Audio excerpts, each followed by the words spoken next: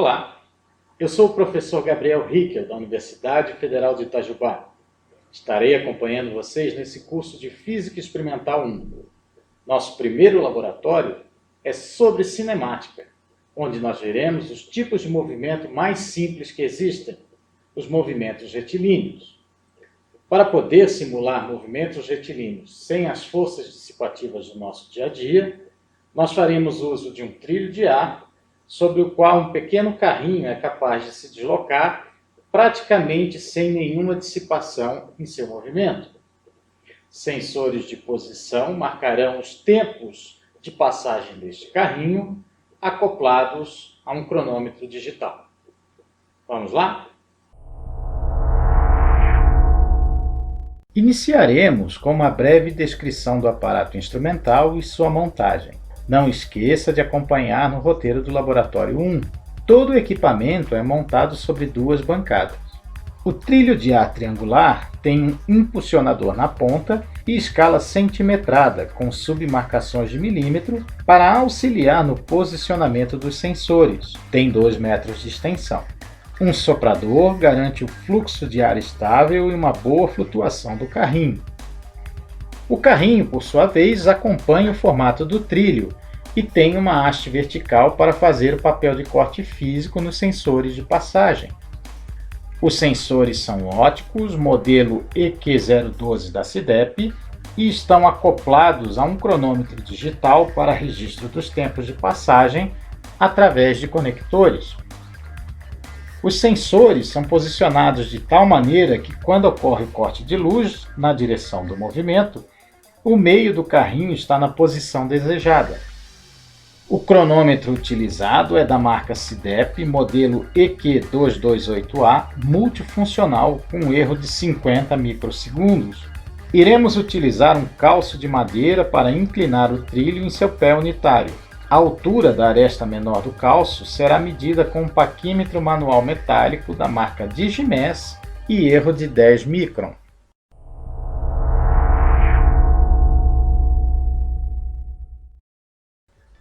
Antes de utilizar o carrinho sobre o trilho, é preciso deixar o cronômetro apto para registro, bem como ligar o soprador.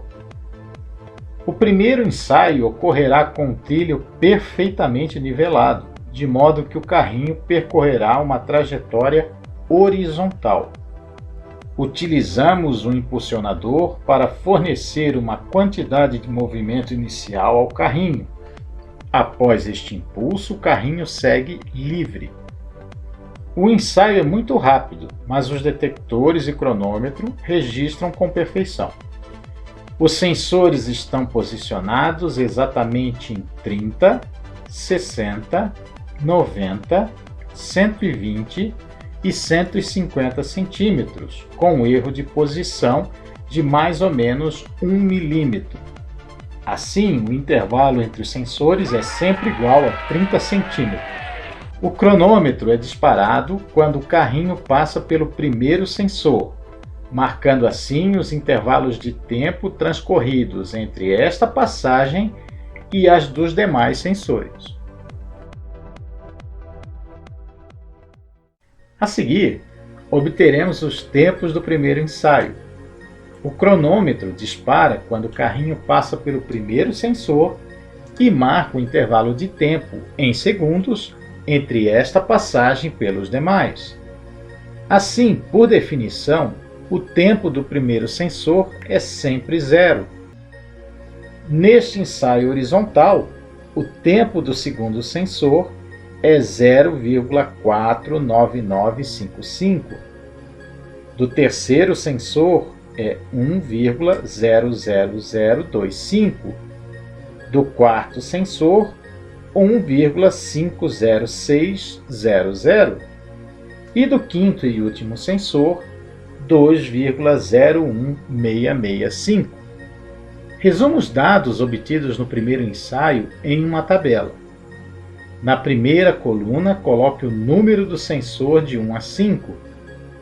Na segunda, os tempos em segundos de passagem em cada sensor.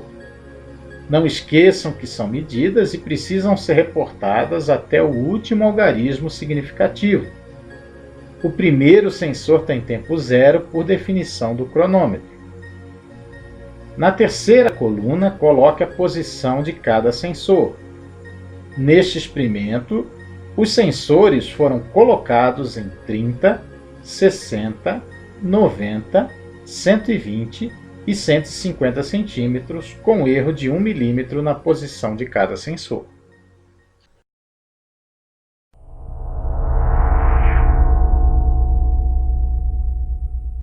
No segundo ensaio, inclinaremos o trilho colocando o calço sob o pé unitário deste, elevando-o do valor da aresta menor do calço. Para calcular o seno do ângulo de inclinação, utilizaremos o paquímetro para medir o lado menor do calço.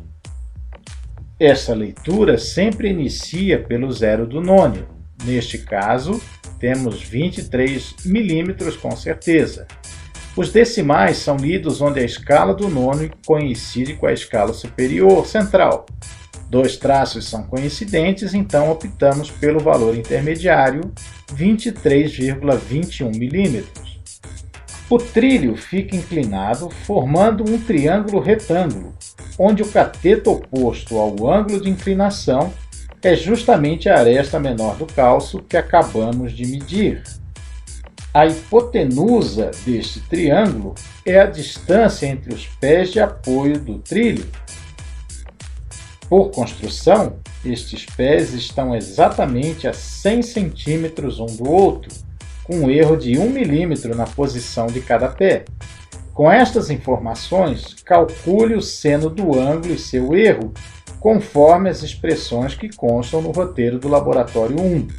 Este valor do seno da inclinação será utilizado mais tarde na conclusão deste laboratório. O ensaio no trilho inclinado é bastante similar ao primeiro. Há apenas o cuidado em reposicionar os sensores em virtude da nova altura do trilho. Porém, os sensores continuam nas posições 30, 60, 90, 120 e 150 centímetros.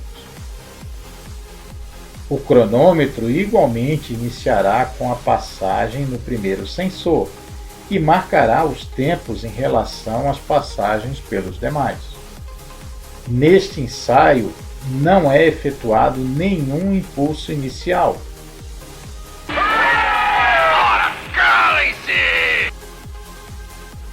O carrinho simplesmente é largado do alto do trilho, descendo sob a ação da gravidade. Ao final do ensaio, também obtemos os tempos de passagem pelos sensores. O tempo do primeiro sensor é zero por definição. Do segundo sensor, 0,74495. Do terceiro, 1,29130. Do quarto, 1,74580. E do quinto e último, 2,14410. Não esqueça de montar a tabela 2, exatamente igual à tabela 1, mas com os dados do ensaio do trilho inclinado.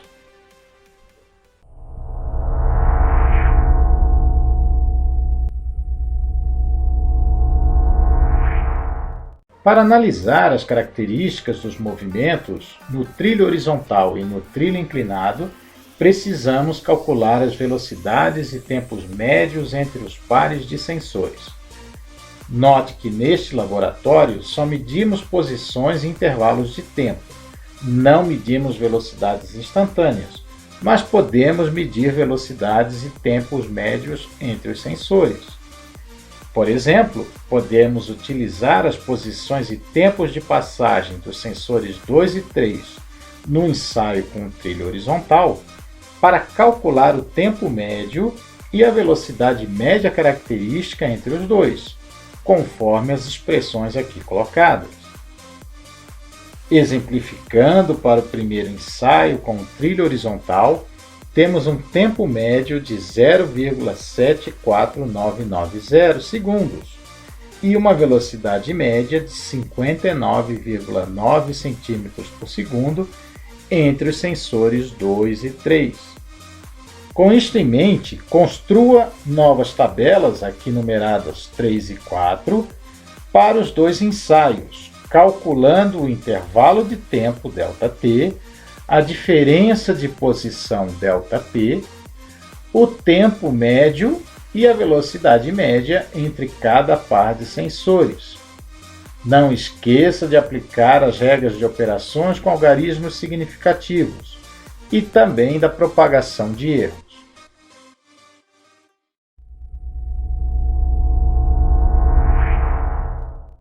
Uma outra maneira de analisar os movimentos é através de gráficos e ajustes aos pontos destes gráficos.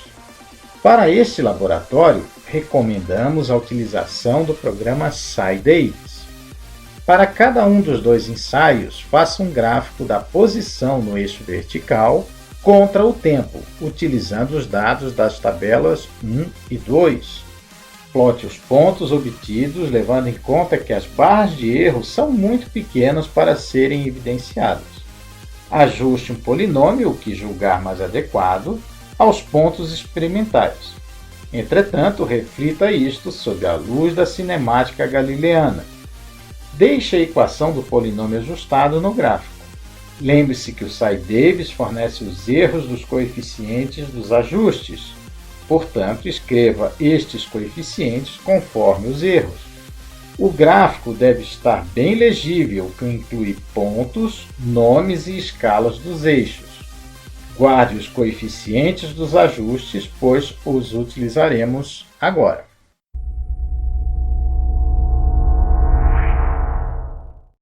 As acelerações fornecem subsídios para a análise dos movimentos. Neste laboratório, podemos calculá-las de três maneiras distintas. Na primeira, calculamos a aceleração média. Ela pode ser calculada a partir das tabelas 3 e 4, a exemplo do que fizemos para calcular as velocidades médias. A segunda aceleração é a aceleração gráfica. Ela é obtida a partir dos coeficientes dos ajustes efetuados nos dois gráficos posição contra tempo, aliada à análise da cinemática galileana. A terceira e última maneira é a aceleração teórica. Ela é obtida a partir da componente da aceleração da gravidade em função da inclinação do trilho.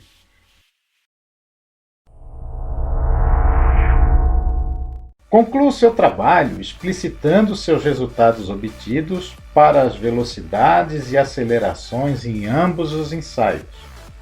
Procure caracterizar o tipo de movimento em cada ensaio. Confronte as acelerações determinadas e se elas concordam entre si, considerando as margens de erros. Ao terminar, tenha as tabelas 1, 2, 3 e 4 e os dois gráficos efetuados na forma de figura. Para preencher o relatório, acesse a página da disciplina no ambiente Moodle da Unifei, conforme link repassado pelo professor. O acesso é efetuado através de login e senha, sendo o seu login o seu CPF e a sua senha a mesma que é utilizada no SIGA-A. O preenchimento é individual e garante a avaliação e frequência na disciplina. Esperamos que com esses experimentos os movimentos retilíneos tenham ficado mais simples para vocês. No próximo laboratório, nós iremos ver a concepção de força, testando e colocando em prática o modelo de Newton e suas três leis. Até lá!